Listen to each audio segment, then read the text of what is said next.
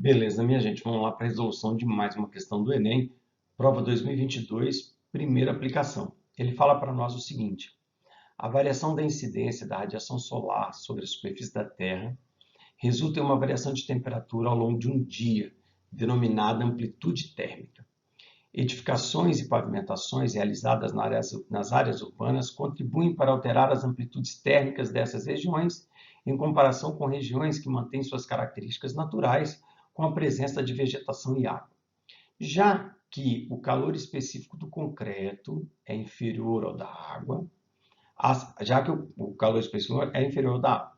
Assim, parte da avaliação do impacto ambiental que a presença do concreto proporciona nas áreas urbanas consiste em considerar a substituição da área concretada por um mesmo volume de água e comparar as variações de temperatura devido à absorção da radiação solar nas duas situações, situação concretada e situação alagada. Desprezando os efeitos da evaporação, considerando que toda a radiação é absorvida, essa avaliação pode ser realizada com os seguintes dados. Esses são os dados da tabela: densidade da água, do concreto, calor específico da água, calor específico do concreto. Aqui a densidade está em quilograma por metro cúbico, então a densidade está no sistema internacional. O calor específico está em joule por grama grau Celsius. O calor específico não está no sistema internacional, porque teria que ser joule por quilograma. Como está aqui quilograma, aqui também tinha que ser quilograma. Mas vamos ver o que a gente vai fazer com isso. Aí ele fala assim: desprezando os efeitos da evaporação e considerando que toda radiação é absorvida, essa é a parte importante, toda radiação que vem do Sol é absorvida, ou pela água ou pelo concreto. Essa avaliação pode ser realizada com os seguintes dados, ali ditos. A razão entre as variações de temperatura na área concretada e alagada, então, razão entre a variação na área concretada e alagada. Então, a razão, pessoal, é na ordem que ele fala. Então, vai ser Δθ na área concretada dividido pelo Δθ na área alagada. É igual a quanto? É isso que ele quer saber. Como é que a gente vai desenrascar disso? Vamos ver. Primeira coisa, pessoal, essa frase que ele falou ali no começo foi uma frase um pouco infeliz. Por quê?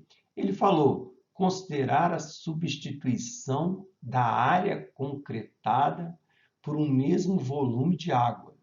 Eu não posso substituir área por volume, até porque são duas grandezas diferentes, não faz sentido substituir área por volume, tá bem?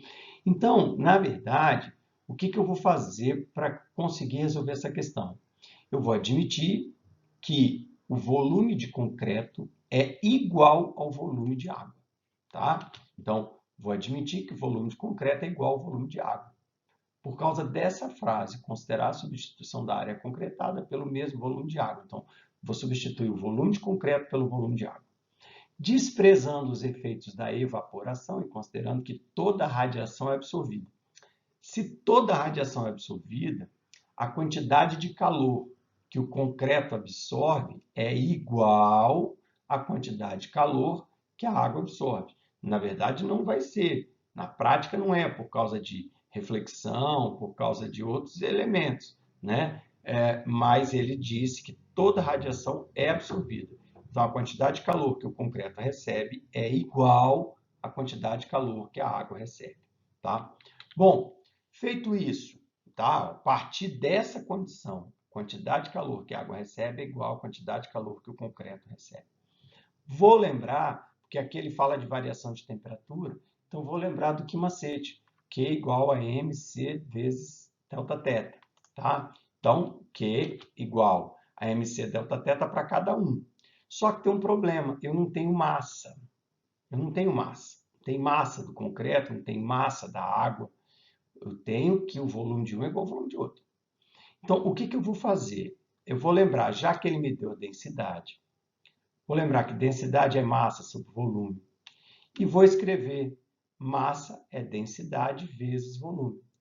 Então, quem é a massa de água e quem é a massa de concreto?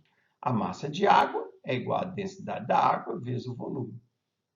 E a massa de concreto é a densidade do concreto vezes o volume. Repara que o volume é o mesmo, foi essa condição que a gente partiu. Feito isso, eu venho aqui, jogo mc ΔT, mc Δθ aqui. Então, ó, mc Δθ, mc Δθ, aqui para a água, aqui para o concreto.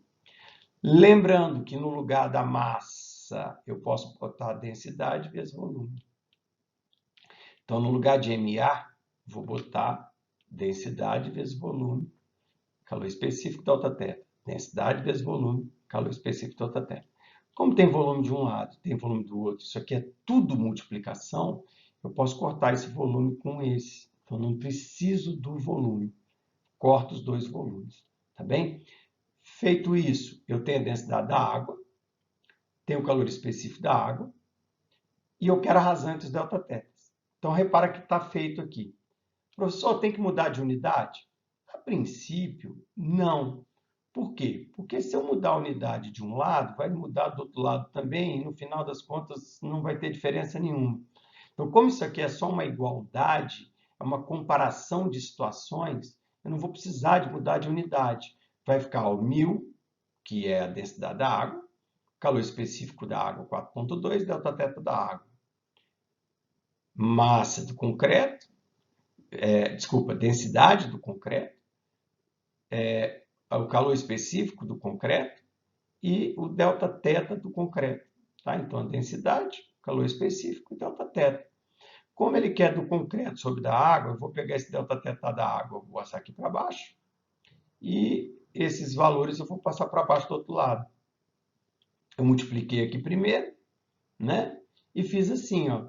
Botei o Δθ da água aqui para baixo, peguei o 2.000 e botei lá para baixo do lado esquerdo. Então, ficou 4.200 dividido por 2.000, vai ficar uma conta super fácil, 42 sobre 20, você vai ter 2,1 de razão entre a variação de temperatura no concreto e a variação de temperatura na água, né? Com isso, alternativa letra B, pessoal, alternativa correta. Valeu e até a próxima questão. Tchau, tchau.